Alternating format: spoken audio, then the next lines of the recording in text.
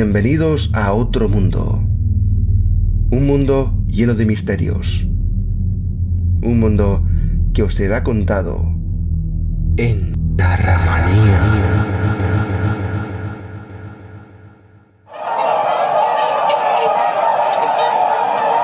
He aquí el asesino de cisnes, de Auguste Villiers de L'Isle-Adam, narrado y montado por Jesús David.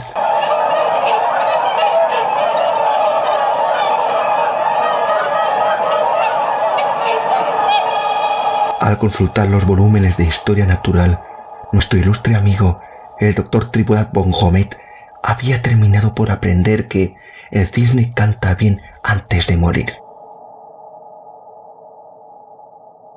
Efectivamente, nos confesaba, desde que la había escuchado, solo esa música le ayudaba a soportar las decepciones de la vida, y cualquier otra ya no le parecía sino una cencerrada, puro Wagner. ¿Cómo había conseguido esa alegría de aficionado?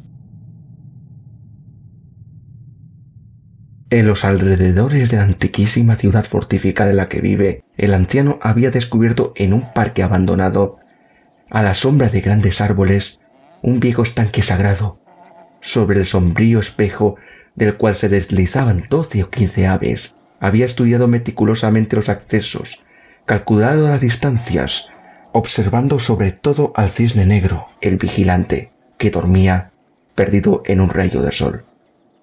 Este permanecía todas las noches con los ojos abiertos, con un guijarro en su pico rosa, y si la más mínima alarma le revelaba peligro para aquellos a quienes custodiaba, lanzaba bruscamente al agua el guijarro en mitad del blanco círculo de los dormidos para despertarlos. Al oír la señal, el grupo habría huido en medio de la oscuridad hacia avenidas profundas, hacia lejanos céspedes, hacia alguna fuente en la que se reflejaban grises estatuas, o hacia cualquier otro refugio conocido por su memoria. Y Bonhomet los había contemplado en silencio, sonriéndoles incluso. ¿No era, pues, con su último canto con el que, como perfecto diletante, soñaba regalarse muy pronto los oídos? A veces, pues, cuando sonaban las 12 de alguna otoñal noche sin luna, fastidiado por el insomnio, Bonhomet se levantaba de repente y se vestía para asistir al concierto que necesitaba volver a escuchar. Tras introducir sus piernas en descomunales botas de goma forradas que prolongaba, sin sutura, una ancha levita impermeable, el huesudo y gigantesco doctor introducía las manos en un par de guantes de acero blasonado provenientes de alguna armadura medieval, guantes que había conseguido al abonar 38 monedas, una locura, a un anticuario. Hecho esto, se ceñía su amplio sombrero, apagaba la vela, descendía y, con la llave de su casa en el bolsillo, se encaminaba a la burguesa hacia la linde del parque abandonado.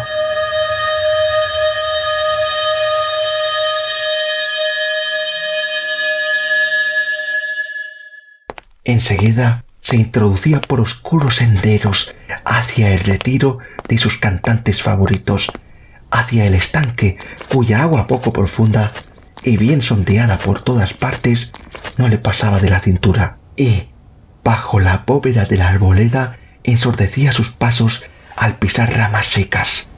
Cuando llegaba al borde del estanque, muy lentamente, introducía una bota, luego la otra, y avanzaba dentro del agua con precauciones inauditas, tan inauditas que apenas se atrevía a respirar.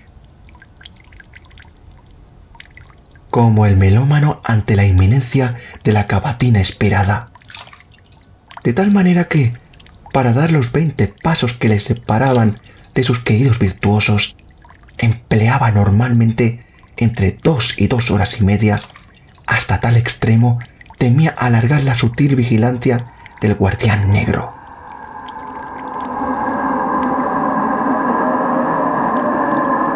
El soplo del cielo sin estrellas agitaba las altas ramas en la oscuridad, pero Bonhomet, sin dejarse distraer, por el misterioso susurro, seguía avanzando y tan bien que, hacia las 3 de la madrugada, se encontraba, invisible, a medio paso del cisne negro, sin que éste hubiera percibido ni el más mínimo indicio de su presencia.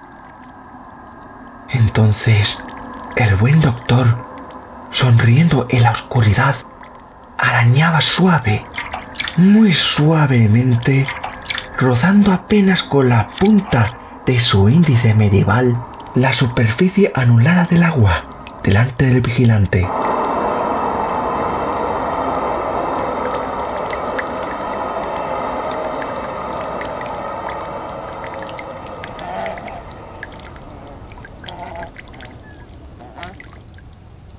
Y arañaba con tal suavidad que éste, aunque algo sorprendido, no juzgaba esta vaga alarma como de una importancia digna de lanzar el guijarro. El cisne escuchaba. A la larga, cuando su instinto se percataba vagamente de la idea de peligro, su corazón, su pobre corazón ingenuo, se ponía a latir horriblemente, lo que llenaba de júbilo a Bonhomet. Y los bellos cisnes, uno tras otro, perturbados por ese ruido en lo profundo de su sueño, sacaban ondulosamente la cabeza de debajo de sus pálidas alas plateadas y bajo el peso de la sombra de Bonhomet entraban poco a poco en un estado de angustia, percibiendo no se sabe qué confusa conciencia del mortal peligro que los amenazaba. Pero, en su infinita delicadeza, sufrían en silencio como el vigilante, al no poder huir puesto que el guijarro no había sido lanzado.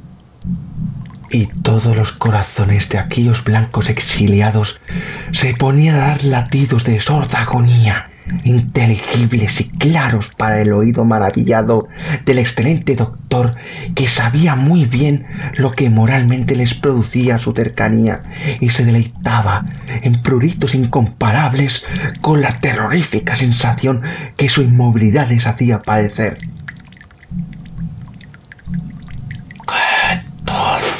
Resulta estimular a los artistas, se decía en voz baja.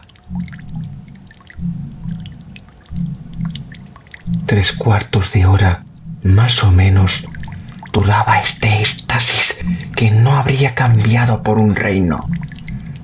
De repente, un rayo de la estrella de la mañana, deslizándose entre las ramas, iluminaba de improviso a Bonhomet, así como las aguas negras y los cisnes con ojos repletos de sueños. El vigilante, aterrorizado por aquella visión, arrojaba el guijarro. Demasiado tarde.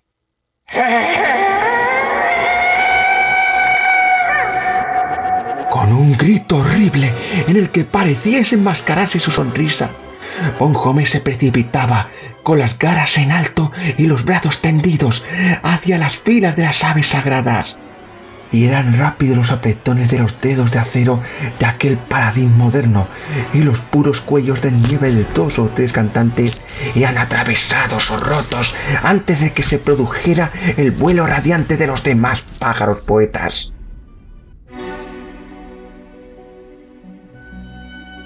Entonces, olvidándose del buen doctor, el alma de los cisnes moribundos se exhalaba en un canto de inmortal esperanza, de liberación y de amor hacia los cielos desconocidos. El racional doctor sonreía de este sentimentalismo del que, como serio conocedor, solo se dignaba saborear una cosa: el timbre.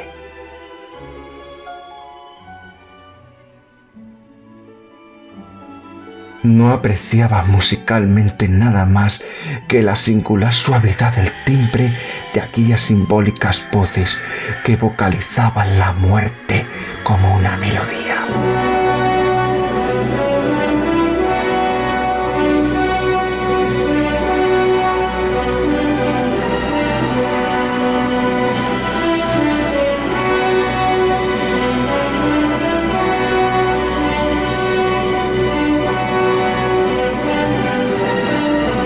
Con los ojos cerrados, Bonhomet aspiraba en su corazón las vibraciones armoniosas. Luego, tambaleándose como en un espasmo, iba a dejarse caer en la orilla del estanque. Se tendía sobre la hierba, se acostaba boca arriba dentro de sus ropas cálidas e impermeables. Y allí, aquel mecenas de nuestra era, perdido en un sopor voluptuoso, volvía a saborear el recuerdo del canto delicioso de sus queridos artistas. Y, reabsorbiendo su comatoso éxtasis, rumiaba a la burguesa aquella exquisita impresión hasta